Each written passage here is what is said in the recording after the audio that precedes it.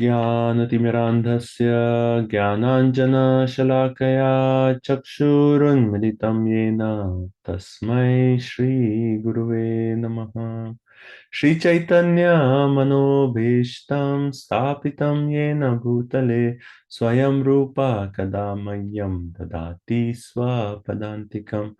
वन्देऽहं श्रीगुरु श्रीयुतापदकमलं श्रीगुरुन् वैष्णवांश्च श्रीरूपं साग्रजातं सहगना रघुनाथान्वितं तं सजीवं साद्वैतं सावधूतं परिजनसहितं कृष्ण चैतन्यदेवं श्रीराधा कृष्णपादान् सहगना ललिता श्रीविशाखान्वितांश्च। हे कृष्णा करुणा सिन्धु दीनबन्धु जगत्पते गोपेशा गोपिका कान्त राधा कान्त नमोऽस्तुते। तप्त काञ्चन गौराङ्गी राधे वृन्दावनेश्वरी वृषभानुसुते देवी प्रणमामि हरिप्रिये। वञ्चाकल्पतरुभ्यस्य कृपा सिन्धुभ्य एव च पतितानां पावनेभ्यो वैष्णवेभ्यो नमो नमः। जय श्री कृष्ण चैतन्य प्रभु नित्यानंद श्री अद्वैत गदाधर श्रीवासादि गौर भक्त वृंद।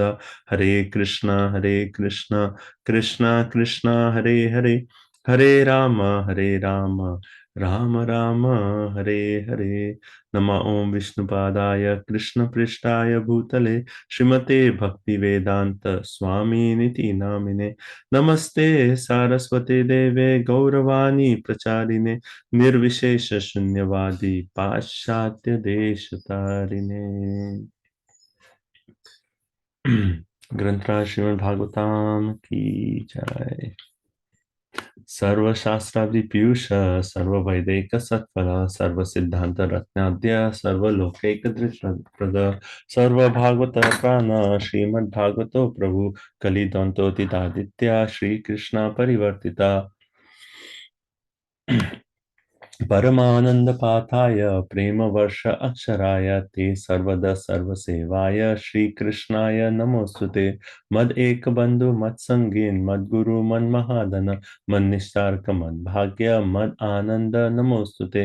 असाधु साधु ताजा इन अति नीचोचता कर हाना मुंचा कदाचिन मां प्रेम न रित कंथयो स्पुरः।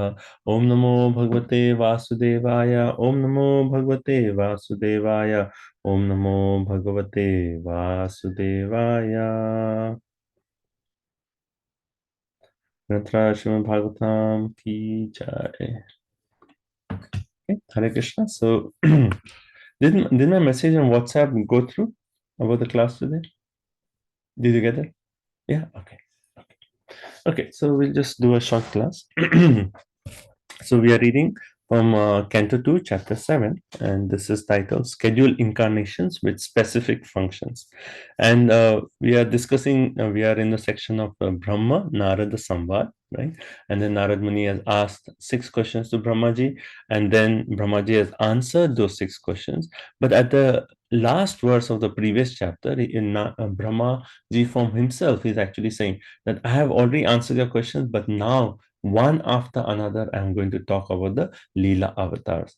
And just by hearing about these Leela avatars, then all the accumulated anarthas in our heart can actually get cleared out, and the pastimes are actually so relishable.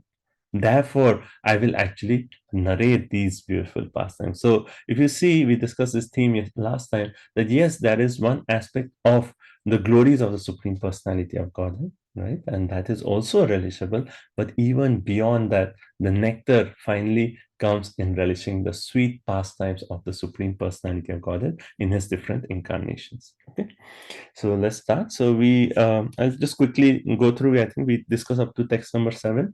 Right? So text number 1, so Brahma, so one by one we are going through different incarnations. So the first one he talks about is Varahadev, right? So he's talking about Varahadev, and last time Vijaya Radhika Mataji also asked this question that why he's starting off with Varahadev.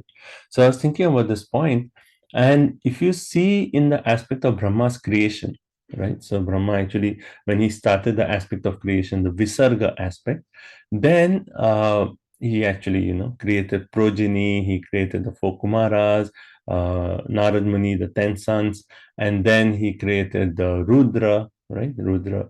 And even after creating everyone, somehow the task of creating progeny was actually not really successful because he had to populate the world. So in spite, like, Rudra created, and and then the 11 Rudranis were there, they married and they created children, but all those were more in the mood of destruction, annihilation, right? So he wasn't actually able to really do the task of procreation. And then finally it was Swayambhuva Manu and Satarupa who actually were created, and then from that the progeny really started. So in Bhagavatam we are focusing on this lineage starting from uh, Swayambhuva Manu and Shatarupa, right? And then their sons, we discussed them. Three sons, two sons, three daughters, right? And that's the lineage that we discuss in Bhagavatam. So it is at this point that Swayambhuva Manu said, okay, I have been created for progeny, for creating progeny, but the earth is right now submerged in the lower Garbhodak ocean.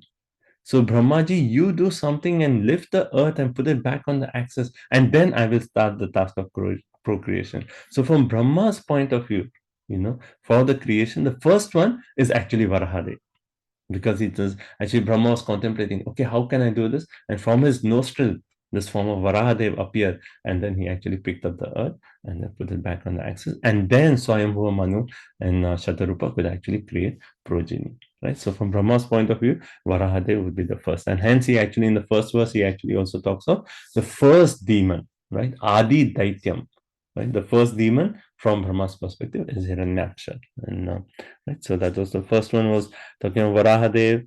Then the second verse talks of let's see, right, Suyagya, right? Suyagya. So this is actually Suyagya taking the position of Indradev as Indradev, and he's also called Hari by Swayambhuva Manu. So it is, if you see in the Talk of Creation, it is Swayambhuva Manu's daughter Akuti. Akuti gets married to Ruchi, right? Prajapati Ruchi, and then from Akuti, Suyagya is born. So it is basically Brahma's creation onwards. He's going one by one through the incarnation. So the second one is Suyagya, and he was called Hari by Swayambhuva Manu because he actually diminished the miseries of the three planetary systems. Text number 3 is talking about, so the next daughter is Devahuti, right? Akuti, Devahuti, Prasuti, right? So we talked of the Akuti's son as Suyagya, then second is Devahuti's son, who's actually Kapiladev, right? So third canto elaborately describes the entire conversation between Kapiladev and Devahuti, right? And that is actually the Sankhya Yoga section, and a majority of the third canto elaborates on this topic, and it's very, very powerful section of the Srimad Bhagavatam, philosophical and very powerful, right? So third incarnation is Kapiladev, and then text 4 is actually going to right, okay, this text 4 is Dattatreya, right? Yes, the fourth verse is actually Dattatreya, right? Who is Dattatreya? Dattatreya is the son of Atri. Atri and Anasuya. Anasuya is actually the daughter of Kardamuni, right? So we are again going same lineage. So Kardamuni and Devahuti's daughter is Anasuya. Anasuya gets married to Atri, and then Atri, he performs, austerities for. On one leg, he stands for 100 years, and he eats nothing. And then he actually prays, "Oh Jagdishwara, you please become my son. I want a son like Jagdishwara," right? And then at that time, he wasn't, in the consciousness that, okay, who is Jagdishwara? Who is the Lord of the universe? I want a son exactly like him, but in his heart, he wasn't particularly calling to Lord Vishnu. So all the three personalities, Brahma, Vishnu, Shiva, they actually appeared in front of him, and each one of them gave a partial expansion of their form as a son of Atri, right? So Brahma manifested as Soma, right? Lord Shiva manifested as Durvasa Muni, and then Vishnu himself manifested as Dattatreya. So the next incarnation is Dattatreya. Okay, now text number 5. Right. So in text number 5, he's actually saying that he himself, right, to create the different planetary systems. So I mentioned this in the starting of the class, where how Brahma was assigned this task of creating progeny, and then he created the four Kumaras. And he asked the four Kumaras that your purpose is to further the creation, create more. But they actually said, no, no, no, we just want to become brahmacharis, right? But here he's actually referring to these four Kumaras as the next incarnation that he performed. Brahma saying, I went through so many austerities and penances, right? And when the Lord was pleased with me, he actually incarnated as the four Kumaras, Sanaka, Sanat Kumar, Sanananda, and Sanatana, right? And what was their function? Because this chapter is also talking of specific incarnations with their functions. So what was the function of the four Kumaras? They actually, the spiritual truth, which was actually lost at the end of Brahma, they actually again revived that spiritual truth, and they actually explained it so clearly that all the sages could actually understand. Okay. Now, next is text number 6. Like we discussed this last time, so I'm going a little fast. So text number 6 is called talking about Nar Narayan Rishi, right? So he appeared. So to exhibit his personal way of austerity and penance. So this is actually Daksha's daughter is Murti, and Murti gets married to Dharma, and they have the children of Nar and Narayan, right? So these two personalities. So they are the next incarnations. And also, important aspect that is actually being focused here is how Indra, seeing the austerity of Narayan Rishi, he actually sends all these apsaras to break, one way break their austerity. But when all these apsaras and different demigods come in front of Narayan Rishi, they are just totally like overwhelmed. Like they are like, how can we, deter the austerities of these personalities, Narayan Rishi? And then Narayan Rishi, realizing their purpose, but they actually very warmly welcome them. And then from Narayan Rishi, all these different apsaras were just emanating from the body. And looking at the opulence of all these apsaras, the other personalities just felt embarrassed that what are we in front of these apsaras, right? And then Urvashi was actually produced at that time, and she was actually given to the demigods. So that is Narayan Rishi. And the next verse also continues with the same theme of Narayan Rishi. So text number 7 also talks about the same thing. And great stalwarts like Lord Shiva, they can, by their wrathful glances, overcome lust and vanquish him, yet they cannot be free from the overwhelming effects of their own wrath. So basically, the point is made that yes, Lord Shiva, when Cupid actually tried to attack Lord Shiva, what did Lord Shiva do? Just by his vision, he actually burned the body of Cupid. So yes, he could overcome that the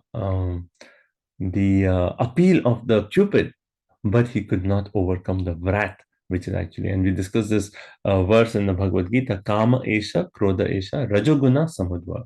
So this calm and then Krodh. So mode of passion, and then it goes to mode of ignorance. And the way Prabhupada explains in that purport of 337 of Bhagavad Gita, that yes, the desires are there, and then if they're not directed properly, then they actually go into wrath, because our desires can never be fulfilled unless they are actually turned towards pleasing Krishna. So, if our desires are frustrated, then that leads to anger.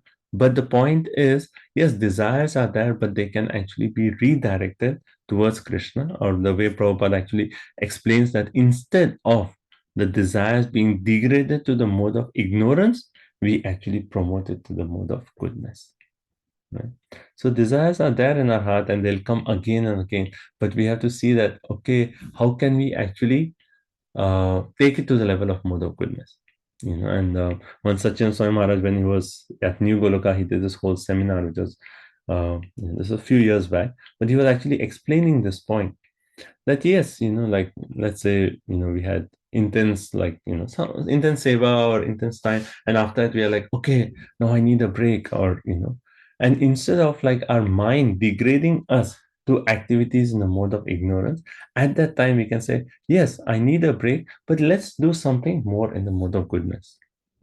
Maybe that is like, okay, going out in the nature for a walk, or doing something which is actually will not be pulling us down, towards a mode of ignorance, but actually will take us to the mode of goodness.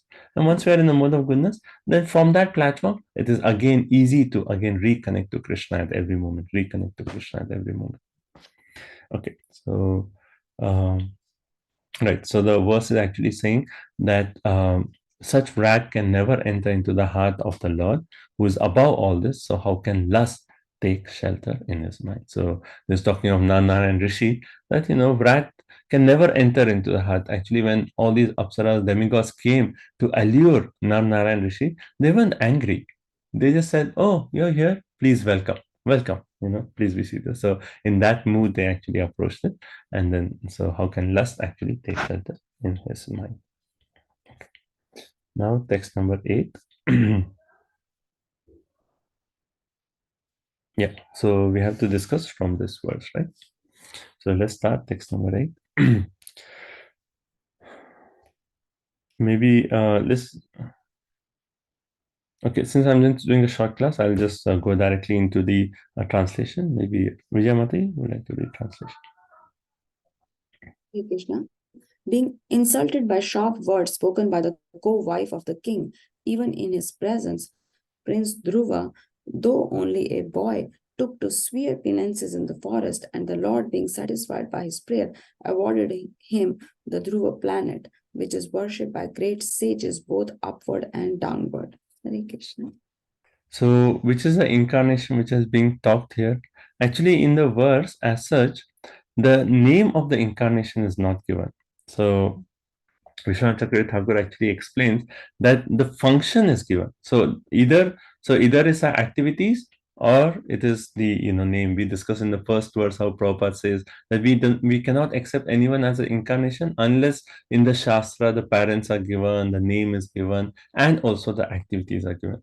So Vishwanath Chakravarti Thakur in this verse is actually saying, yes, here we know the activities of personality, but where is the name? And then he actually says that in later on in the 10th canto, when Krishna actually appears in the third chapter, when there's a conversation, when Krishna appears in the womb of Vasudeva and Devaki, at that time he actually says that I myself appeared previously as Prishni Garbha. And my parents, you were my parents, Vasudeva and Devaki, you were my parents as Vrishni and Sutapa. Right? So it is actually referring to that incarnation, Prishni Garbha. So here the activities are there, and Vishwanath Chakravarti Thakur says later on in 10th chapter we know the name, and then he relates both of them and say like, yes, they are the same personality. Right? So this personality who appeared in front of Dhruv, like we know the story of Dhruv, but we do not often talk about this point that who is that form of Vishnu who actually appeared in front of Dhruv, and that form is actually Prishni Garbha. So if you want to read more, it's in 10th canto, 3rd chapter, text number 32 and 41. Okay, talks about this incarnation. Okay, so now let's see the Sanskrit. If you just look at the word to word, it says Vidaha, Vidaha pinched by Sapatni. Sapatni means co-wife, right? So we know the story of Dhruva, how it was Suruchi was actually the co-wife of Suniti and Suruchi, right? And they are wife of King Uttanapad. So Sapatni, right, co-wife, what did she do? Patribihi. Patribihi means with sharp words, right? With sharp words, she actually, and then it says Anti Ragyaha, right before the king, right? So when Dhruva was actually trying to sit on the lap of his father, Uttanapad, right before the king, this co-wife Suruchi, actually she spoke Patribi, very sharp words to the Balaha. At that time, Dhruva was just a small child, Balaha, right? And then when he was, and described in the fourth canto that when Dhruva heard these words, where Suruchi actually said, "Oh, how can you sit on the lap of your father? If you really want to take that position, you have to take birth from my womb." Imagine a small boy hearing such harsh words. And described after that, when he heard these words, it was almost like when a snake is actually hit, then it actually hisses in that anger, and Dhruva was actually feeling so broken-hearted, and then he actually went to his mother Suniti and he asked her like, what can I do? And Suniti had already heard what had happened in the palace, and Suniti said, actually Suruchi herself, when she was insulting Dhruva, she actually said, "Oh, you have to take birth from my womb." And the only way that can happen is you have to please the Supreme Personality of Godhead. So Suniti actually later on tells Dhruva that actually what your co-mother told you is not wrong.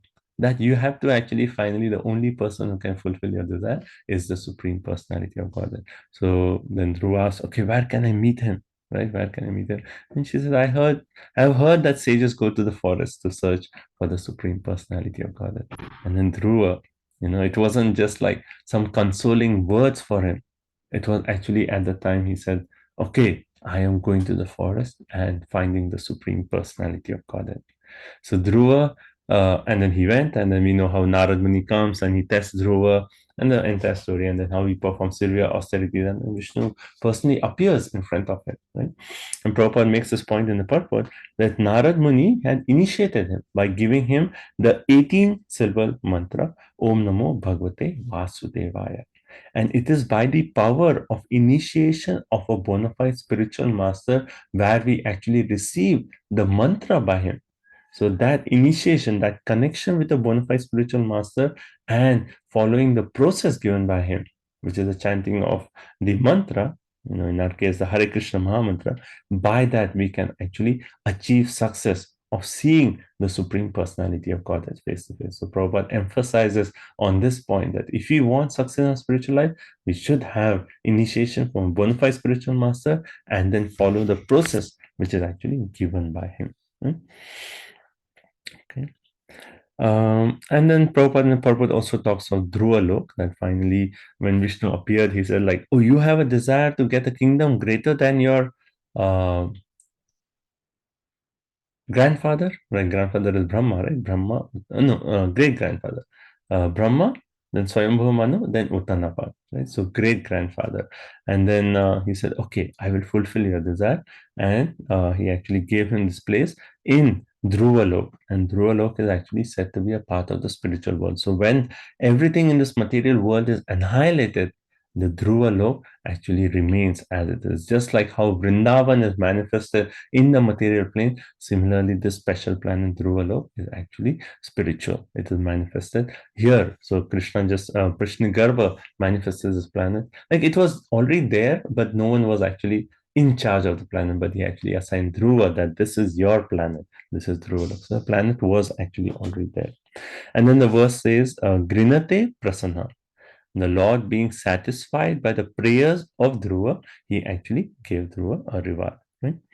And then the last line says, Divya Muniha Stuvanti Upari Adhara. It says that Dhruvalok is so glorious that even the different sages from either the higher or the lower, above Dhruva Lok or below Dhruva Lok, even they actually always glorify the position of Dhruva Lok. And that is the reward that Dhruva Lok actually got. Right? So Prabhupada in the purport also makes the point that how the Bhrigu, where Bhrigu Rishi actually stays, that is actually above Dhruva Lok. And even Bhrigu Rishi is actually praising this Dhruva Lok planet. Right? Okay, and then last, I'll just read the last line of the purport. So it says, a serious personality can thus achieve the highest perfection of meeting the Lord and attain his objective simply by being guided by a pure devotee who automatically approaches by dint of one's serious determination to meet the Lord by all means. Okay, so that's the point that Prabhupada is actually saying. A serious personality can achieve the highest perfection. And what is the highest perfection? Of meeting the Lord. And he can attain this objective simply by being guided by a pure devotee. So that is the point where we actually say, yes, receive initiation from a pure devotee and follow the instructions of the pure devotee, right? And if we do this, then we automatically approach by one serious determination, we can actually see the Lord, right? So beautiful sentence there. Okay. So text number 9.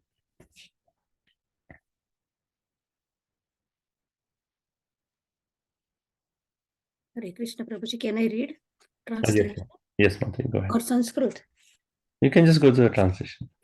Okay. Translation. Srila Prabhupada ki jai. Maharaj, when a went astray from the path of righteousness, and the Brahmanas chastised him by the thunderbolt course.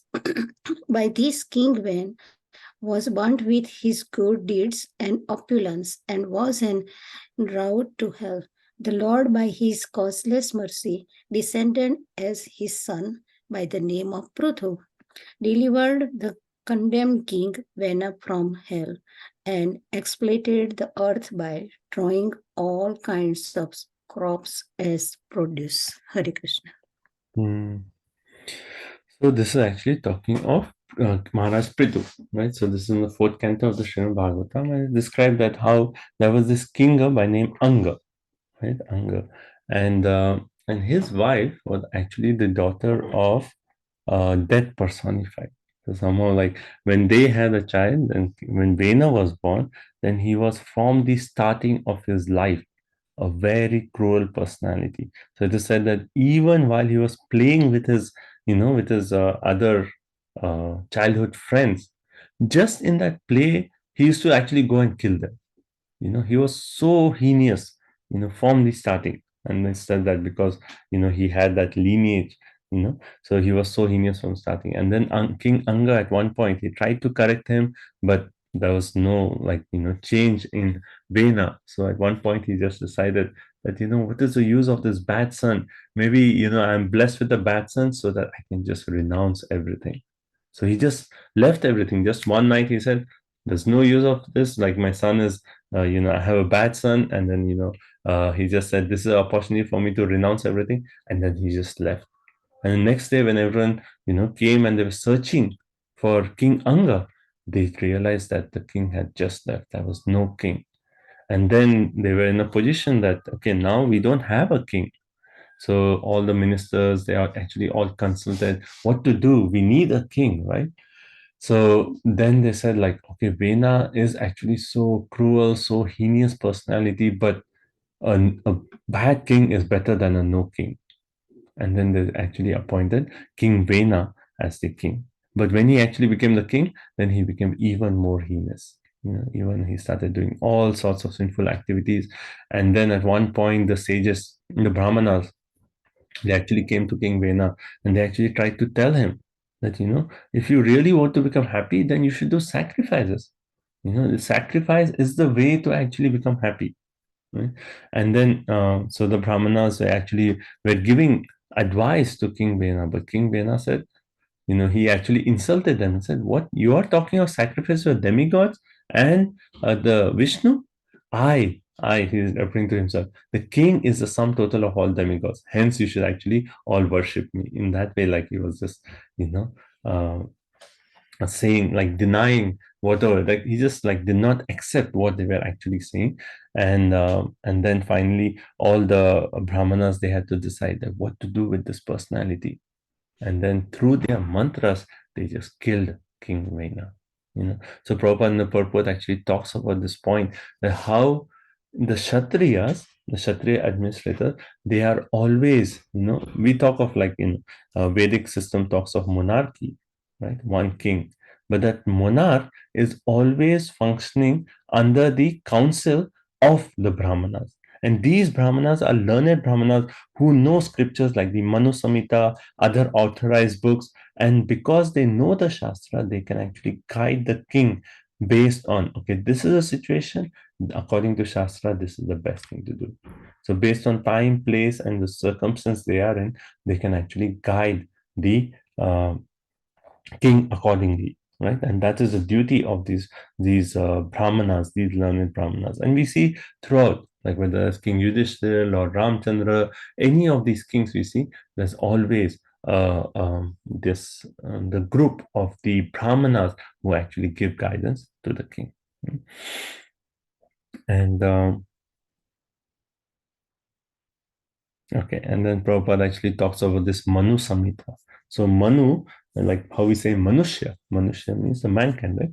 So this Manu Samhita is said to be the law book for the mankind. So in this Manu Samhita, it actually talks about all these things, like, okay, if this is a situation, how should one react to it? If a person commits so and so crime, how should the king actually punish him? all that's actually given in the Manasamhita. And Prabhupada makes another point. He says in the purport that these brahmanas, they actually were not paid, you know. And he focuses on this point. Why does he stress on this point that they are not paid? Because as soon as you get paid, you become obliged to the king, you know. Because the brahmanas will be like, oh, the king is actually paying our salary. So how can I overthrow the king? Then you become obliged to the king. So they were not paid. How were the brahmanas supported? Through yagya, through charity, and the kshatriyas used to just give charity, other people used to give charity, and in that way all the brahmanas were supported. They weren't taken care of. So they were not dependent on the king for their salary. And hence, if the king is bad, they can say, okay, the king is bad, we can throw him out. Right? So after King Vena was actually killed by those ministers, just by chanting mantras, they killed Vena. And then later on, they described just by churning his arm, they saved the body of Vena, and just by churning her arm, this personality, King Prithu, actually came. And this personality, King Prithu, is actually incarnation. He's the manifestation of Vishnu, right? He's considered a Shaktavesh avatar. And okay, and so this is talking, and also in this verse in the last it actually says, so what did the activities of Prithu Maharaj? So two activities are actually mentioned. One is actually Putra Padam. Putra. So the word Putra actually means, Put is actually referring to a hellish planet. So Putra means one who can deliver the father from hellish conditions. So it is said that how King Prithu, he actually, Prabhupada mentions that point in the purport, that how King Vena, because of all his sinful activities, he was suffering from leprosy in the family of Mlechas. A very low family was suffering from leprosy. And then Prithu, he actually brought the king, by his through the like they do the offering to the forefathers. Through that, he actually brought the former king to Kurukshetra, and then for purified, like did the task of purification and relieved him from all the suffering. So one of the tasks is how he actually delivered his sinful father, Vena, and the second task is activity is given. Second activity is given, that how he actually churned the earth. So he said Dugda Vasuni. So it is described, we'll see in the fourth canto, how he actually milked the earth to actually produce different kinds of crops. And there's an entire pastime where he actually says, why is the earth not producing sufficient resources for everyone? And then Prithu he actually went to, there's a whole conversation with the earth, and the earth said, because there's no one doing sacrifice, that's why I'm not producing. And then finally, Prithu Maharaj churned or milked the earth, and then all the crops, all the resources, the earth again started producing. Another point in the purport is very important, is Prabhupada says, if you see in the paragraph starting with the last but one paragraph, long life, obedience, good reputation, righteousness, prospects of being promoted to higher planets, and blessings of great personalities are all vanquished simply by disobedience to a great soul. So Prabhupada is actually pointing out in reference to the life of Maharaj Vena, because he actually disobeyed all those learned brahmanas. What did he lose? Long life, because he was killed immediately, or obedience, good reputation, righteousness, right? Prospects of being promoted to higher. He was actually sent to the hellish planets, and blessings of great personalities. So Prabhupada here is actually stressing on the point that how we should follow the instructions of this great soul, follow in the footsteps of great souls, and we should never actually disobey these great souls. And these great souls, like different Vaishnava or different gurus, or the Shiksha Guru, Diksha Guru, they may give certain instructions, and maybe we are in a position that we may not at that moment be in a position to fully fulfill that instruction, but we do our best. And then so we are not disobeying them, we are trying our best to whatever instructions we are receiving from the great souls. Okay, so let's go to the next verse, text number 10. So Vijay Radhika Mata said she will not be able to read, so Vijay Mata, you can again go ahead. I know why people didn't join. Maybe they were thinking that there would be no class today. Okay. appeared as the son of Sudevi, the wife of King Nabhi, and was known as Rishabdev. He performed materialistic yoga to equibalance the mind. This stage is also accepted as the highest perfectional situation of liberation, wherein one is situated in one's self and is completely satisfied. So, which is the next incarnation here? This is actually Rishabdev. This comes in the 5th canto of Srimad Bhagavatam. So, if you see a Sanskrit that says Nabhe, Nabhe, actually referring to King Nabhi, and it says Sudevi, right? Sometimes the mother is also known as Sudevi, or sometimes is also known as Meru Devi, but the same personality, right? So, Sudevi or Meru Devi. So, King Nabhi and Sudevi, they actually had a Sunaha. Sunaha means a son, right? And that son is actually Rishabha. Rishabha, the name is there. If you see a Sanskrit Rishabha, it says. And then it says, what was activities? Chachara. Chachara means he performed samadrik, equibalence, jada, material, yogacharyam, right? So he performed a kind of yoga which is actually, here it is said, Prabhupada says in the purport, materialistic yoga to samadrik, to equibalance the mind. Now, what is this materialistic yoga? We have never heard of this before.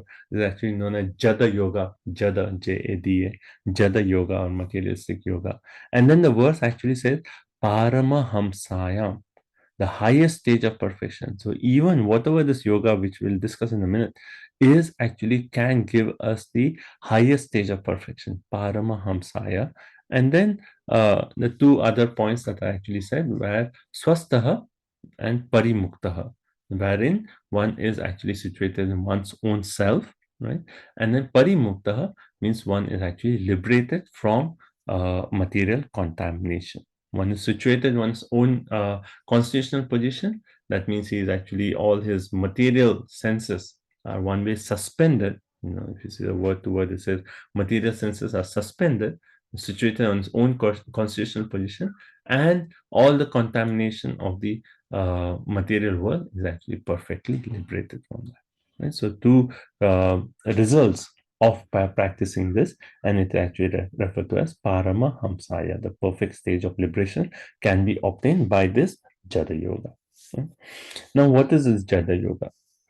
So, we read in the 5th canto that how Rishabdev, he actually practiced this form of yoga where it is almost like Rishabdev was acting like a dumb stone.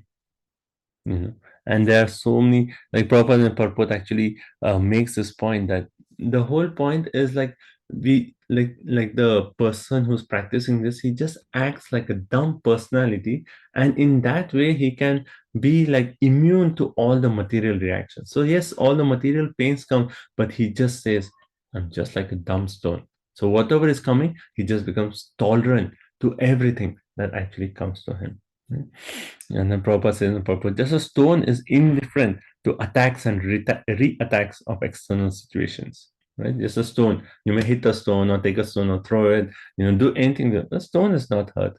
So similarly, these yogis, they actually act like that. Their heart, they just make it like stone. So whatever is coming, and then they actually one way force such situations onto him. Like Prabhupada says in the purport, that sometimes such yogis, they actually do self-inflicting painful methods.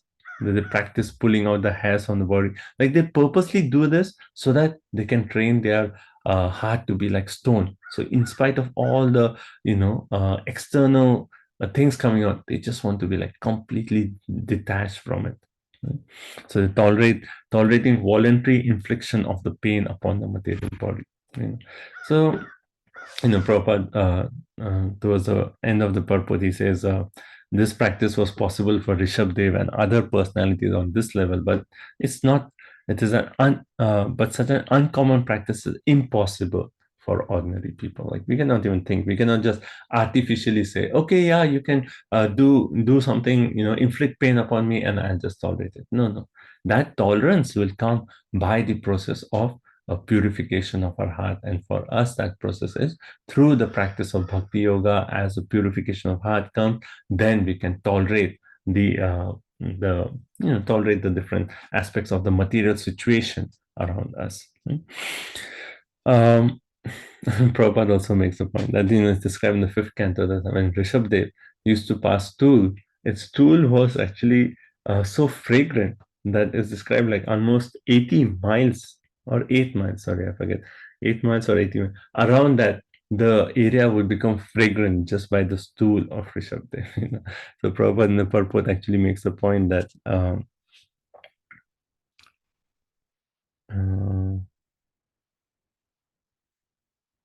right. Okay. Okay. Yeah. Proper. In the second paragraph, he actually talks about like, yes, all these things are there, that, one is actually just tolerating this voluntary infliction of pain. But finally, what is the real purpose? What is the real purpose of any kind of yoga? The real purpose of any kind of yoga is to actually come to the stage where one is actually gets free from all material affection, right? That is parimuktaha, and one actually becomes swa-astaha. One becomes situated in one's own original position. This is the purpose of any form of yoga, where we become tolerant to all the material reactions. We are not affected by all these things, right? And we actually be situated in our original position. Now, in bhakti, from the start, we understand what is our original position. Jivera Swarupoy Krishnera Nityadas. So, the stage that different yogas may gradually come up to, bhakti yoga, even from day one, we actually understand our position is I am a servant of Krishna. Everything I'm doing is finally, I should do it in the mood for giving pleasure to the Supreme Personality of God, right? So that is the real purpose of Jada Yoga or any form of yoga. Right? Okay, and then Prabhupada in the second paragraph, he actually concludes and he says that this is not practical for this age. Like how can anyone do Jada Yoga? If one is artificially imitating such things, then what is the point of such artificial imitation? And he actually says, for this process, what is practical? Bhakti yoga. Bhakti yoga is feasible and is practical process for this age. And what is the main point Prabhupada focuses in Bhakti yoga? The simple method of hearing from the right source, Srimad Bhagavatam, will lead one to the highest perfectional stage of yoga. Right? Just by hearing Srimad Bhagavatam from the right source, from Srila Prabhupada, hearing Srila Prabhupada's purports, then we can actually attain that perfectional stage of yoga. Right? Okay. So let's do one more and then I'll see if there are any questions. Continue. Translation Srila Prabhupada Ki Jai. The Lord appeared as the Hayagriva incarnation in a sacrifice performed by me, Brahma. He is the personified sacrifices and the hue of his body is golden. He is the personified Vedas as well and the supersoul of all demigods. When he breathed, all the sweet sounds of the Vedic hymns came out of his nostrils. Hare Krishna. So which is the next incarnation? Hayagriva. So if you see in the Sanskrit, it says Hayashi Rasa. Hayashi Rasa means horse-like head. So this Hayagriva incarnation, he has like a horse-like head. And when did it appear? And here it says Satre Mama. Mama means mine. So Brahma himself is saying, when there was a sacrifice performed by me, then this incarnation of horse-headed incarnation appeared. Right? And then there are 4 points that actually Brahma uses to describe these incarnations. And he says, first one, he is Shakshat Yagya Purushaha. Yagya Purushaha means that person, Purusha referring to a personality. So that person for the pleasure of whom any yagya is actually performed. That is Yagya Purusha, the first one. Then second word he actually used is Chanda Mayaha. Chanda Mayaha means he's actually personified Vedic hymns. And different Vedic hymns are chanted from different sections of the Vedas, and that is actually Chanda Maya. The purpose of all that is finally to come to attain the form of Vishnu. The third one is Makha Mayaha, personified sacrifices. And then the fourth one is Akhila Devata Atma. He is the soul of all demigods. right? So Brahma is saying that this horse-head incarnation, who actually appeared by a sacrifice performed by me, he is directly Yagya Purusha, he's Chandamaya, he's Makamaya, and he's Akhila Devata Atma. He's the soul of all demigods. Okay. And then it says swastaha, and then Brahma is describing swa astaha, by the breathing of this higher Shirsha, then asya nastaha, through his nostrils. Then what happened? There were different sounds, audible sounds by the breathing of this personality, and those audible sounds were what? Just very pleasing to hear, and they were actually none other than the sweet sounds of the Vedic hymns. So the breathing of higher Shrisha, like sometimes you may see a horse, and when the horse breathes, there is some sound. But when horse-headed incarnation of the Lord breathes, the breathing is actually those Vedic hymns. Right? So that is the personality of higher Griva, right? Higher Griva incarnation. Okay. So Prabhupada in the purport, he talks about like how normally, like Vishwanath Chakravarti Thakur is actually, saying that how the Chanda Mayaha, the Vedic hymns, normally are actually recited by those who are actually practicing the Karma Kanda section. The Makamayaha sacrifices are those which are actually recommended for the Jnana Kanda section. Then Akhila Devata Atma are those which are actually finally referring from the Devata Kanda section. Karma Kanda, Jnana Kanda, Devata Kanda. But finally, all these different processes are finally to come to the point of doing yajna to please the Supreme Personality of Godhead. So Prabhupada in the purport, he says, therefore, one who is directly a devotee of the Lord is a person who has automatically performed all these different types of kanda, whether it's karma kanda, jnana kanda, devata kanda. A person who is a devotee of Krishna, he's already attained the perfection of all these different kinds of yajnas. And Prabhupada concludes the purport and says, the devotees are on a higher level than these karma kandis, jnana kandis, upasana kandis, and so on. Right? Because they have actually reached the perfection of all these different processes. That is higher kriya. Okay. Okay. Any questions up to this point? Maybe we can do a few more verses. There's not so much to explain. Is it clear so far? Should we continue? A few more verses. Yeah, okay. Okay. Text number 12. So go ahead. Translation. At the end of the millennium, the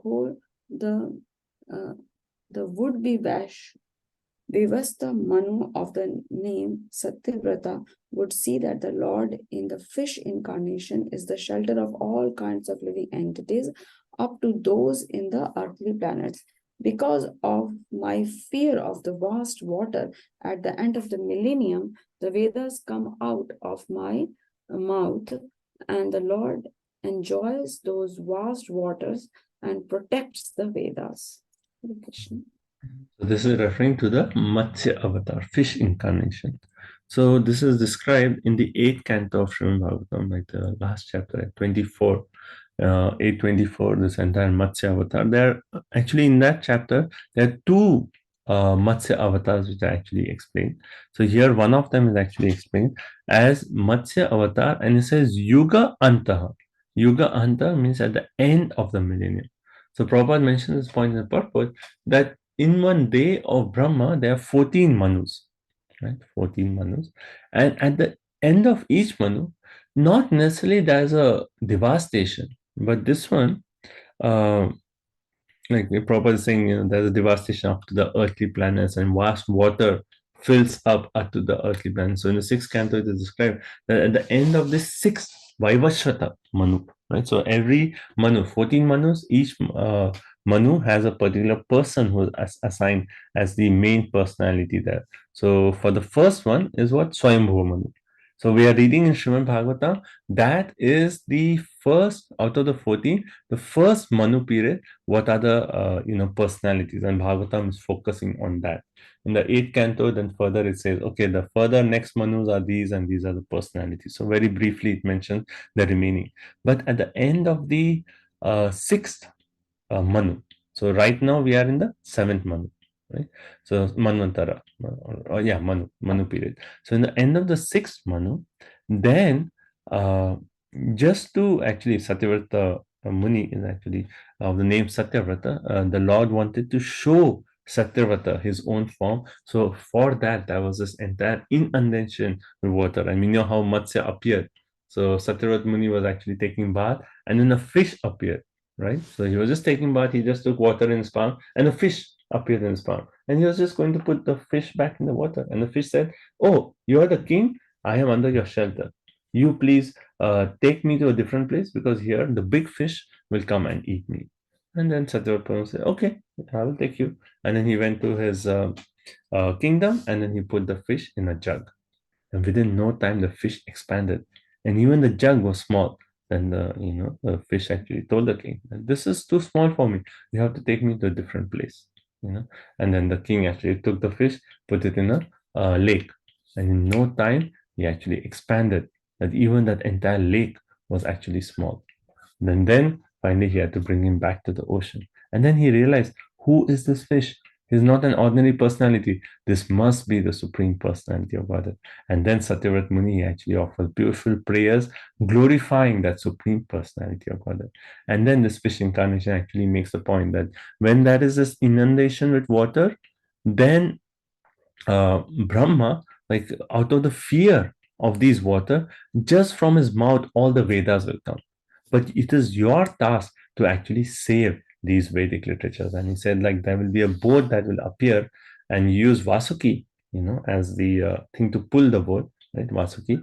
And then and you connect it to the fish, so the fish will actually take the boat, and on the boat you preserve the Vedas and some certain sages, and you preserve them so that in the next millennium, then the Vedas are actually there. So Lord, as Matsya avatar, he enjoys these vast waters, and then he protects the Vedas. So that are the two activities of the Lord. Okay. So that's the Matsya avatar, right? Okay. If there are any questions, you can just stop me in between. Sorry, Prabhuji, you said two activities. One is to protect the Vedas, and other one, sorry. Other one, he says he just enjoys in the vast waters. There's a water that of inundation that's coming all the way to the earthly planets, but then he just enjoys, the fish enjoys in those water of inundation. Okay. So that is 824. And as I mentioned last class, this is like a prelude or a trailer of all the pastimes that are going to come. And how in the movie industry they release all these trailers so that months before. So as you see a trailer and you're like, oh, I cannot wait to the movie. Similarly, when we read all this, we should be like, oh, I cannot wait to come to the 8th canto and read about Matsya Avatar. And there are two kinds of Matsyas. I want to know about both. So that eagerness is actually, we should have that eagerness. Okay, text number 13. Yes, translation, Srila Prabhupada Ki Jai. The primeval Lord then assured the tortoise incarnation in order to serve as a resting place pivot for the Mandar mountain, which was acting as a churning road.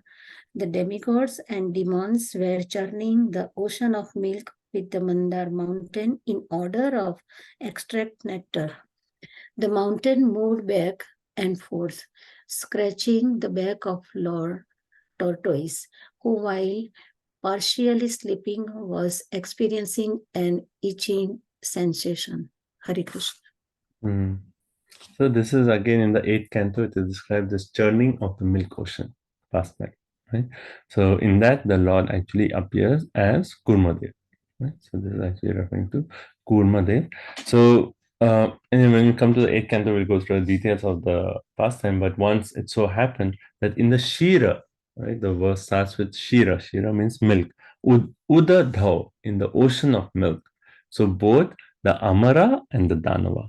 So Amara referring to the demigods and Danava referring to the demons. So both of them got together to actually churn this milk ocean so that nectar will be produced, right? So when they actually started churning the milk ocean, then like they used Mandara mountain as the churning rod, right? But as soon as they started churning, the Mandara mountain started to sink. Right? They start to sing.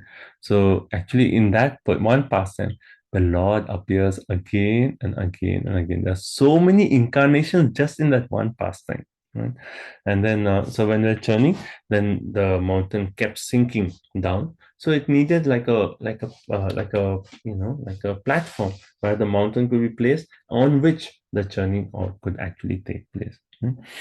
So so here it says the Lord actually appeared Pristina by the backbone of the Kachapa. Kachapa is the tortoise or kurma, right? So it is on the back of the kurma.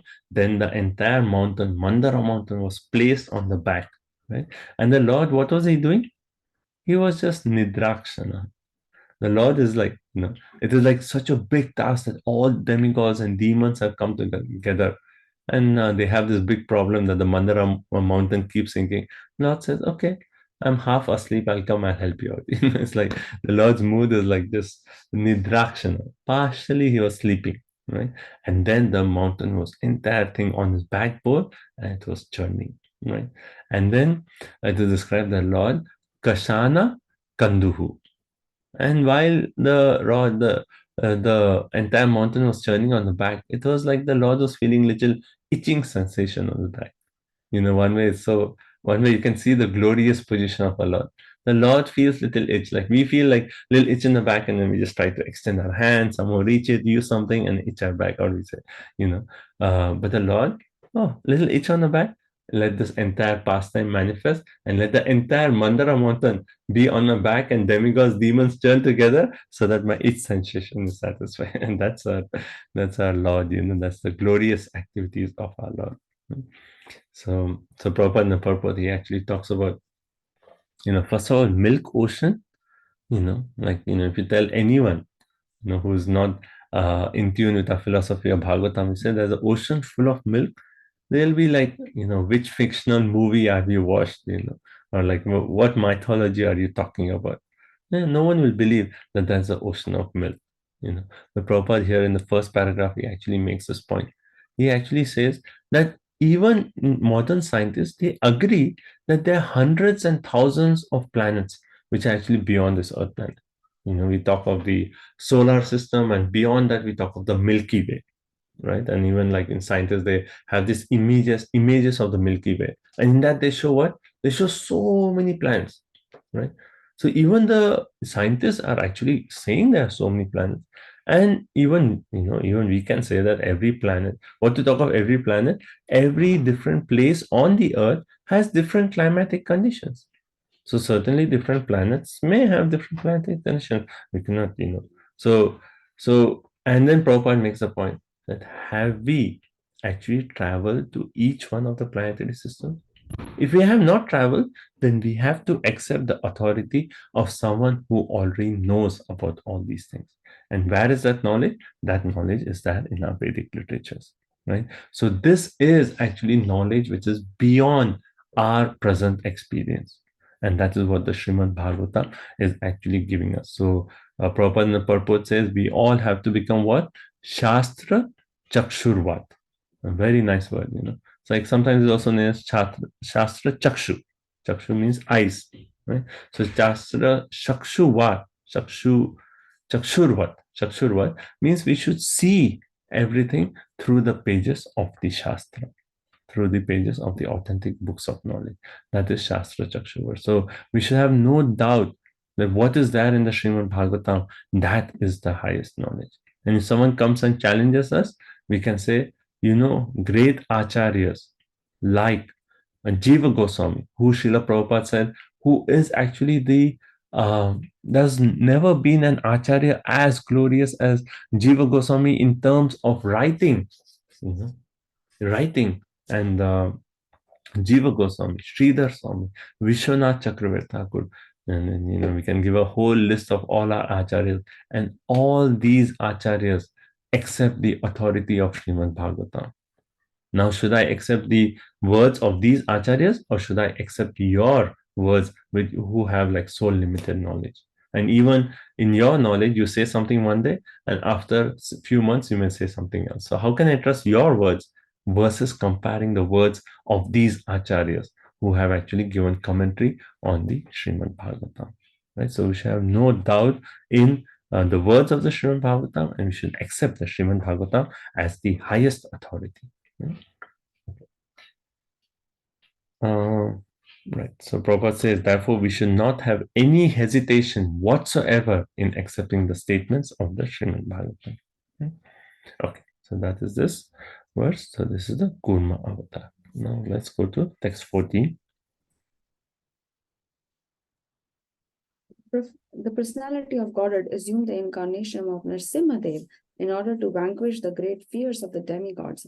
He killed the king of the demons, Hiranyakashipu, who challenged the Lord with a club in his hand by placing the demon on his thighs and piercing him with his nails, rolling his eyebrows in anger and showing his fearful teeth and mouth. Shri Nrsimhadev Bhagwan ki jai. So here it says, Traipishtapa, referring to a demigod, and Urubhaya Ha. Urubhaya Ha means one who vanquishes the great fears of the demigods. That is our Lord Nrsimhadev. He is the one who vanquishes the fear. Like when Hiranyakashipu became so powerful that it is said that even when he used to move his eyebrows, all the demigods used to be like fearful that, oh, maybe Hiranyakashipu is going to take some major step now, or he's going to do something. So they were like so fearful, all the demigods, right? But the Urubhayaha, the personality who appeared to vanquish the great fears of the demigods, and who is that? Narsimha Rupam. He assumed the form of Lord Narsimha, right? And then it says, what did he do? Brahmat by rolling, Bhrukuti, his eyebrows, Damstra, teeth, Karala, greatly fearful, and Vaktram, mouth, right?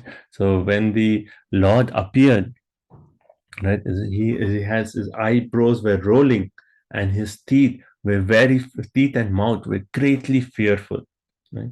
And then it says the Daitya Indram. Indram means referring to a king of the Daityas. Who's the king of Daityas? That is our Indradev. Oh, sorry, that's our king of the demons. So it's actually Hiranyakashipu. So Hiranyakashipu, like even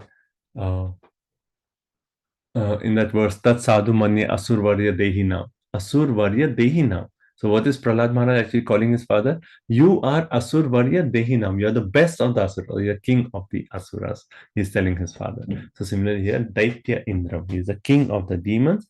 And then it says Gadaya. So Gadaya with a club in hand. Right? So Hiranyakashipu rushed close to the Lord. Right? The word is there for close. Right? He rushed close to the Lord with a club in hand. Arat is close.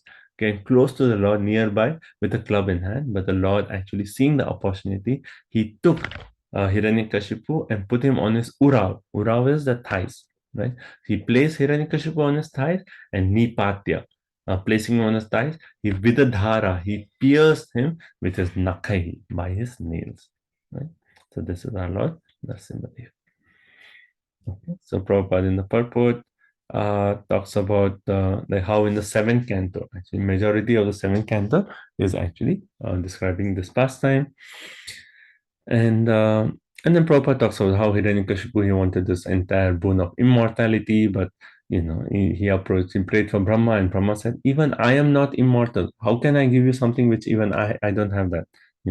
But Hiranyakashipu said, okay, if you don't have, then in a roundabout way, he asked for immortality, in the sense that he said, okay, if you cannot give me, then give me the boon that I will not die in the day or at night or inside or outside. And he gave this entire list of things. By that, it seemed like, okay, no one can actually kill him. But Prabhupada actually makes a point in the purport that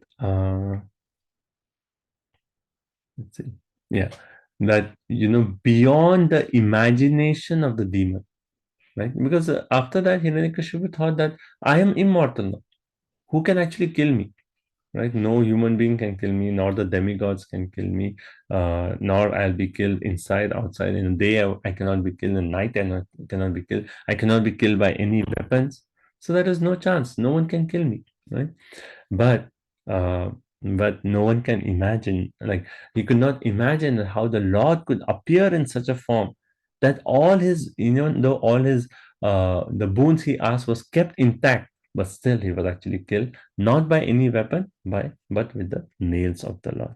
Right? So Prabhupada says, such demonic men, and he says Hiranyakashipu means what? Hiranya and Kashipu is gold and soft bedding. That is basically money and women. It says everyone in this world is behind money and women. And Prabhupada says, such demonic men who have no relationship with God, gradually they become puffed up, by money acquisitions, and then women, they become puffed up and they begin to challenge the authority of the Lord, right? And then they torture the devotees.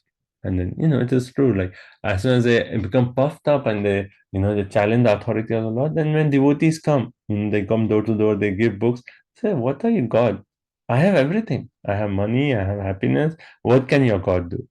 But to these personalities, the God will actually appear in front of them in forms that they cannot imagine. Finally, in front of everyone, the Lord appears as cruel death. So even they say, like, I don't believe in your Lord. Okay. It's unfortunate you don't believe, but still he's going to appear in front of you as cruel death. And when he appears as cruel death, he will take away everything. So the last sentence Prabhupada says, materialistic plans of godless demons are always frustrated by the all-powerful Lord. Right? So these godless demons, they have so many plans, but the Lord appears, he destroys all the plans, and he destroys the plan maker. Everything is over. Right? So that is Narasimhadev. Text 15. Yeah, translation. The leader of the elephants whose leg was attacked in a river by a crocodile of superior strength was much aggrieved. Taking a lotus flower in his trunk, he addressed the Lord, saying, O original enjoyer, Lord of the universe, O deliverer, as famous as place of pilgrimage, all are purified simply by hearing your holy name, which is worthy to be chanted. Hare Krishna. So this and the next verse is actually talking of the incarnation who appeared in front of the Gajendra, the elephant Gajendra. So this is also described in the 8th canto, where in the starting 8th canto, third chapter, where Gajendra, it is described, and that pastime is actually so instructive to all of us, because Gajendra, initially it is described, he's a king of the elements. Even here it says, the word is actually used, Yuta Patihi. Yuta Patihi means the leader of Yuta, of all the elephants. So Gajendra was like, oh, I am the king of all the elephants, and he had all these like she elephants, and he was like the king of everything, and he was just like in such a puffed up position that, oh yes, everything is so good, and then he went to the river, and then so it says Anta Sarasi, Sarasi referring to a river. So he went within the river, Antaha, he went within the river, but then a crocodile actually caught his leg, right? So it says Pade, Pade means leg, Grihita, be taken up by Grahena by a crocodile. So a crocodile came and he caught his leg. And then there was a fight between the elephant and the crocodile. And normally, if you see, if there's a fight between the elephant and the crocodile, actually the elephant is actually Urubalena. He's actually more powerful. The elephant can defeat a crocodile. But what was the problem here? The fight was in the water. The fight was in the water. So that situation was more favorable to the crocodile. And after this fight for a very long time, because the situation was favorable to the crocodile actually grew stronger, and then finally at one point the elephant Yutapati Gajendra realized that I cannot defeat this crocodile, and then he actually took a lotus, he offered it to the Lord, and then he called for the Lord, right? So first point, like in that purport, there's a very famous section in that purport where Prabhupada talks about this very important point. He says, why could the crocodile defeat Gajendra? Because the crocodile was in its normal position.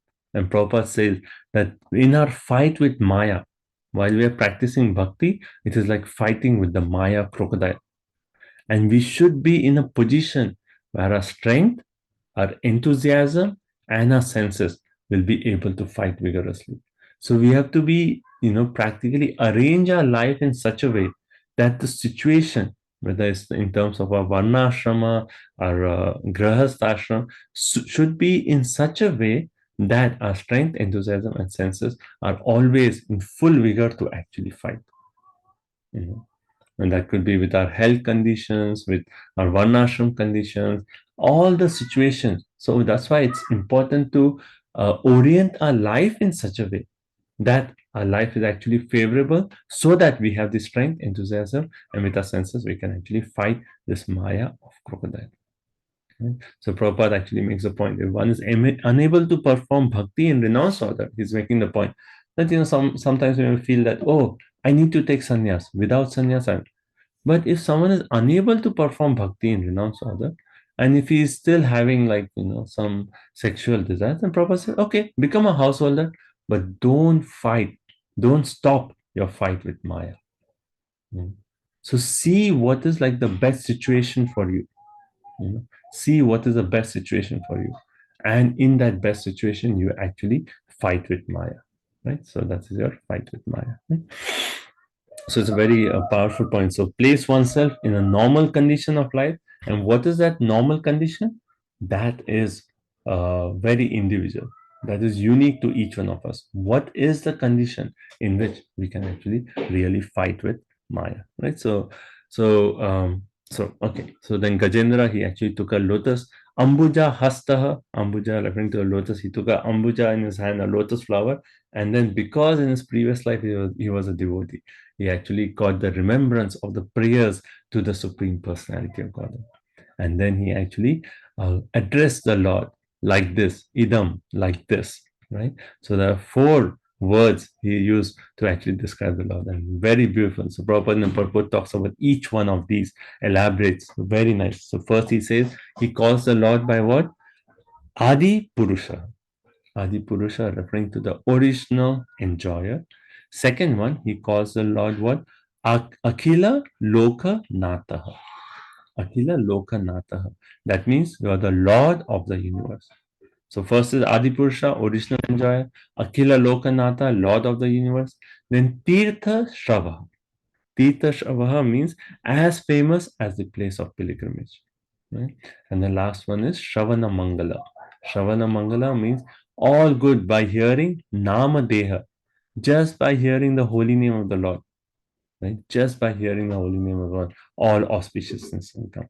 Hence, the name of the Lord is Shravana Mangala. Right? All auspiciousness can come just by Shravana, by hearing what? The holy name of the Lord. Right? So 4 qualities: Adi Purusha, Akhila Lokanatha, Tirtha Shravaha, and Shravana Mangala. That's a beautiful point. So Prabhupada in the purport, he actually talks about each one of these. So he addressed the Lord as Adi Purusha, the original enjoyer. So Prabhupada in the purport, actually, he makes this point. He says, he basically makes a point that, he quotes from Ishopanishad, right? Ishavasham idam sarvam. He says, like, the Lord has assigned a quota for every living entity. We have a particular quota. Krishna has given us a quota. And we cannot touch a thing which is actually outside the quota, which has not been allotted to us. Right? Therefore, and then finally, like, who is providing this? Who is giving us that quota? It is Krishna. So finally, who is the proprietor? Krishna. Hence, Prabhupada says we should never accept anything that which is given even within our quota without first offering it to the Lord, because everything is coming from the Lord. The Lord is the original proprietor, and hence he is the original enjoyer. Right? So what is our position as Jiva? Jiva is dependent on the Lord to give us the quota so that we can enjoy, right? So Jiva is only a subsequent enjoyer. Our enjoyment is actually dependent on pleasing Hari. So if you consider, normally in this world, people work so hard so that I can become happy. Like we say, okay, let me watch this movie and then I'll be happy. Actually, it is not by an activity as such that, okay, I will do this activity and hence I'll become happy. It's not based on that. You can watch a movie and then say, oh, this is the most horrible movie I watched, and then like be totally frustrated. So it's not that one can select an activity and say, oh, because of this activity, I will get happiness. We do that again and again. That's because the mind actually imagines that, oh, yes, that is happiness here. But whether we get it or not, it's not in our hands. The happiness is always a byproduct. It is not a product. Like one may say, let me do some seva. We go to a temple and say, okay, let me do some service. And then just by doing service, the byproduct of service is happiness. So happiness is always a byproduct. It is not a product of what we think that, okay, I'll do this and I'll become happy. I'll do this, I'll become happy. And it's not in our hands. You say, okay, I'll have a nice meal, I'll be happy. And you may get the meal and then, oh, it's too salty, and you get frustrated. So it's not in our hands. So we are only subsequent enjoyers, and our real enjoyment can be obtained when we actually serve Krishna. Happiness is in service. Happiness is not in activity. Happiness is actually in that service. Activity in the sense that, yes, not devotional activity. I'm not talking about devotional activity, but activity. Happiness is in the devotional activity of service, not a material activity. Okay, is that point okay? It makes sense.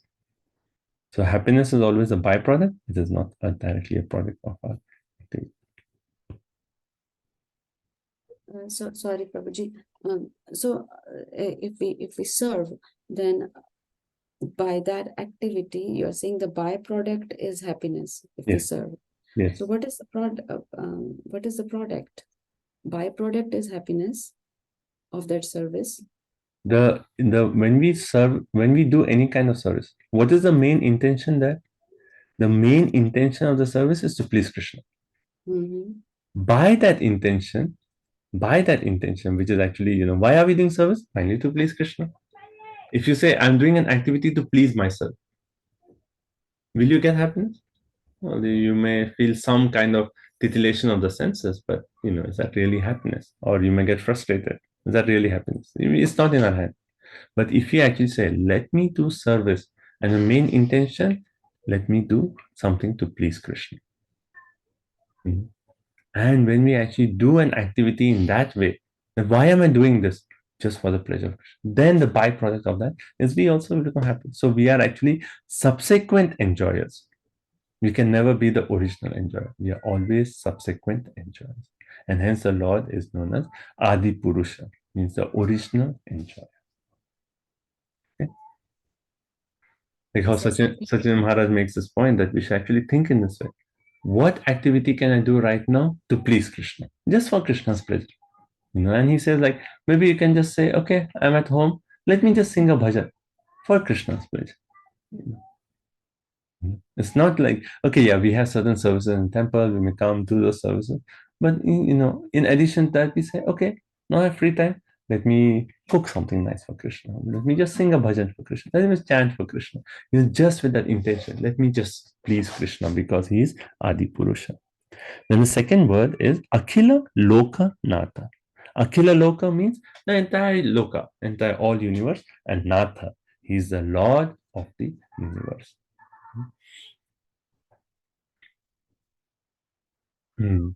So why is Gajendra calling the Lord Akhila Loka Natha? Because he's actually thinking in this way. He's saying that the Lord, Vishnu, he is the Lord of the entire universe, right? And I, right now in the state, I am praying to him. I am one of the entities in this universe, and I'm praying to him for protection. And because he is the Lord of the universe, he will protect me. Like how it is a promise of the Lord that his devotee will never be vanquished. So Gajendra was thinking in this way, that he is the Lord of the universe. He's Akhil Lokanatha. And right now I'm in a position, I'm begging for protection. So why will he not protect me? Right? Why will he not protect me? So Prabhupada in the purport makes this point.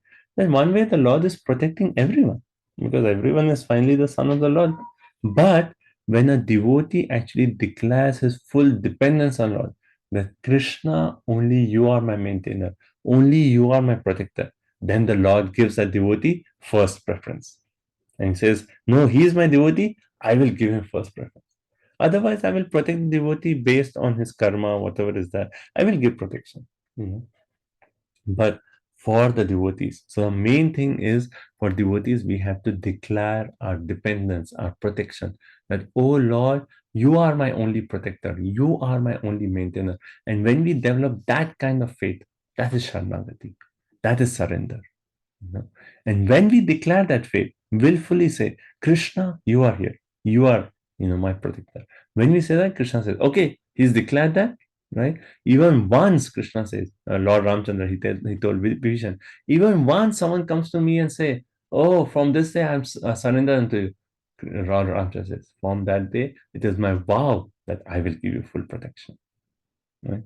So all we have to do is just turn to the Lord and say, Krishna, I am yours. Please accept me. Please engage me in your service. Just once with our full heart, we turn to the Lord, and Lord says, yes, he's accepted. I will give him protection. And how I'll give him protection? My own personal protection. I will give him first preference because he has declared his dependence upon me. Right? So that's Akhila Lokanatha. The next is Tirtha Shrava. Tirtha Shrava means he is as famous as a place of pilgrimage. And so when normally people go to pilgrimage, why? That, oh, we'll go to the holy place so that all our sinful reactions are washed away. Right? Now here it is said, why is the Lord known as Tirtha Shrava? Why is he famous as a place of pilgrimage? Because just by wherever we are in the world, we may not be in a holy dham, we may be in the middle of like New York City or somewhere, we may be just in like some place in the world away from devotees. But if we just remember the Lord in earnestness, then we can get the same result of visiting a holy place. So remembrance of the Lord is so powerful. If you can remember the Lord in all earnestness, then we get the same benefit of getting free from sinful reactions as we may get by visiting holy places. And then, right. Yeah. So that is the Tirtha Shrava. And the last one, he says, Shravana Mangala. When we hear about the Lord, that is all auspicious. That is all auspicious.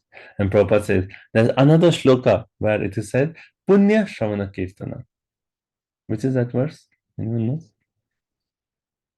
Srinvatam Swakatha Krishna, Punya Shravana Kirtana, Hridayanta Sabhadrani, Vidunoti, Surit Satam. Now, what is Punya Shravana Kirtana? That just by hearing that itself is a very punya, is very pious act. Right? So just by hearing about Krishna, by doing the kirtan of Krishna, that is very auspicious, very punya, that is very mangala. And hence the Lord is known as Shravana Mangala. Shravana Mangala. So here, what is Gajendra's mood in calling the Lord Shravana Mangala? That he's actually saying that now I am remembering you and you vanquish all the sinful reactions. So you vanquish the sinful reaction of my low birth as this elephant and you deliver me. So that is the meditation of Gajendra. Okay, and Prabhupada elaborates on the Shravana Mangala and he says like, this is a subject matter really to hear about. The Lord's wonderful activities, that is, why does the Lord come and he does so many extraordinary activities? Because he's actually giving an opportunity for each one of us to talk about the Lord. Like even, Krishna's childhood pastime. He comes and steals butter. He does so much mischief. And then, even children or anyone, they talk about, Krishna, he's Makhanchor. He's Makhanchor. Though he's the absolute truth, he's Makhanchor. And why does Krishna come and do all these amazing tasks? Just to amazing activities, pastime, just to give every conditioned jiva an opportunity to speak about Krishna, to hear about Krishna. If you compare all Hollywood, Bollywood, or whatever wood is there, and if you consider all their stories, it is nothing compared to the activities of the Supreme Personality of Godhead. A horse, demon, Keshi comes to kill Krishna. And how does Krishna kill? Just he punches him, right? Punches him and inside the mouth and then just chokes him. Like every story, every pastime of Krishna is so wonderful that he's showing all these pastimes so that our heart is just attracted to hear about these pastimes again and again and again. Right? And hence he is Shravana Mangala. And if we can actually hear, and everyone wants to hear something. Prabhupada says people naturally are eager to hear something. So now the Lord has come and is giving us a subject matter to hear about. And you hear about this, and by that hearing, you can actually attain the highest perfection. Get free from all your inauspicious position, and then attain the perfection of going home back to Godhead. Right? Okay, one last verse. So text 16. This is also continuing with the Gajendra. So we'll just read this last verse and then we can stop. So Arundhati Mata is here. Are you able to read? Yes, Hare Krishna. Want me to read the verse and translation? This translation you can do, Mati. Text 16. Translation. The personality of Godhead, after hearing the elephant's plea, felt that the elephant needed his immediate help, for he was in great distress. Thus, at once the Lord appeared there on the wings of the king of bird Garuda, fully equipped with his weapon, the wheel chakra. With the wheel, he cut to pieces the mouth of the crocodile to save the elephant, and he delivered the elephant by lifting him by his trunk. So when Gajendra, he prayed to the Lord, right? So here it says Shrutva. Shrutva means hearing. Hearing the prayers of Gajendra. Then what happened? Harihi. Harihi, the Supreme Personality of Godhead. Arana Arthinam, one who is in need of help. And Aprameya. So Prabhupada and purport focus on this word Aprameya. And someone may say, like, Gajendra, he prayed. An elephant prayed and the Lord appeared. First of all, the Lord is like, he's in Vaikuntha Lok.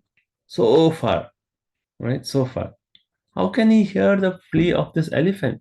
And then Prabhupada in the purport makes a point that yes, it is possible for the Lord to hear all our prayers. Even now, we just like from our heart, we make a prayer to the Lord. Is the Lord hearing? If it is a sincere prayer, yes, the Lord is hearing. He is Aprameya. He is Aprameya. He is unlimitedly powerful. We cannot imagine how the Lord in Vaikuntha Lok will hear our prayer. But that is the inconceivable potency of the Lord. The Lord can hear from such a distant place. He can eat from there. He can appear simultaneously in all places at a moment's notice. Such is the omnipotency of the Lord. Yes, the Lord is hearing our prayers, right? So that is Aprameya. And then, so what does it say here? Arana Arthinam, one who is in need of help. So it's interesting. The Lord actually, he appears to everyone who needs help. We give this example. I've heard this example that, let's say, like sometimes people go for like feeding birds, and there are different, or maybe I'll give a different example. Like, let's say you go to a Goshala, right? And like in Vrindavan, you go to Krishna Balaram temple, they give you laddus, you can feed the cows. Now there are so many cows. You just take the bucket there of laddus, everyone will come. Now, which cow will you feed? The cow who is very eager to get that laddu and come and he'll open the tongue and say, no, me first, me first. And you're like, okay, yeah, this cow, he appears really hungry. Let me give him the laddu first and give her the laddu first. So similarly, Prabhupada is actually making the point that we should be in a position where at every moment we are asking, oh Lord, I've fallen into this material ocean. Please pick me up, please pick me up, please pick me up. And we are always begging. We are begging to the Lord. We are crying for the Lord. Please help me, please help me. And the Lord sees, but this person, he really needs my help. He's really crying for help. Okay, I will go. I will rescue him. Right? So that is the word Arana Artina, one who is in need of help. Because he heard that Gajendra was praying from his heart and he was really in need of help. Then the Lord, the unlimited Lord. And how did he appear? Chakra, with the chakra, right? Equipped with the chakra. And then Pataga Raja referring to the king of the birds, Garuda. So Lord, he was sitting on Garuda and then he appeared with the chakra on his head. Right? And then what did he do with the chakra? What was the activity? With the chakra, with the wheel, he did Nakra Vadanam. He actually pierced the mouth of the crocodile into two parts. Right? So with the chakra, he pierced the mouth of the crocodile into two parts. And then he actually took his hand and taking hold of the trunk of Gajendra, he actually delivered Gajendra. And why did he do this? This was just out of his kripaya.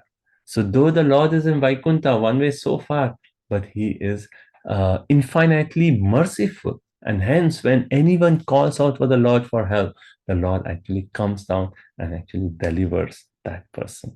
Yeah, so this is the verse here about Gajendra. Okay, so let's stop here. So any comments, questions, realizations you'd like to share? So it's a very sweet section, and as I said, like Brahmaji is just from his heart telling all these pastimes, it's so sweet. And imagine now we are, feeling a little bit sweetness here. How wonderful is the Lord. Imagine when we actually go to the pastime and go really into the depth of Gajendra's prayers and how the Lord is reciprocating with him. It's very beautiful. So yes. Okay. Anyone would like to share any comments, any questions before we stop? Hare Krishna, Prabhuji. Yes, ma'am. This is very wonderful. Sorry, I was not able to participate, but this is the first time I realized that Milky Way and Kshira Ocean could be related. That is a wonderful comparison. Gajendra Moksha and everything, it's so wonderfully described. Thank you so much, Prabhuji. I think the Milky Way, what the scientists say as Milky Way, and the Shira Ocean, they're actually referring to two different things. Like, I mean, it is like Milky Way. It sounds like, I think they call it the Milky Way because all those constellations are all look white and it looks like a bunch of like all those whites together. So that's why the name Milky Way. But I don't know that from the scientific perspective why the name came. But here, when it talks of the milk ocean, like how we have an ocean of salty water on a different planet, there is an ocean of milk. That is the milk ocean. And then it's described in the 5th canto, we'll read, there is an ocean of sugarcane juice, ocean of ghee. All these, like imagine an ocean of ghee. Instead of salt water, you go to the ocean, it's all of ghee, of milk, of sugarcane juice, and all these. Right? So yes, all those things. Yes, Mate, thank you so much for your points. Hare Krishna, Prabhuji. Yes, ma'am. Yeah, this is very, very interesting. Like all incarnations of Lord and whatever Lord like protect earth, protect devotees and even elephant in that form. Gajendra Moksha, like so. I mean, all the Lord's activity is very, very wonderful. Like and like you say, like the class is finished, but I don't like that. Like the class, it should be continue like 24 hours.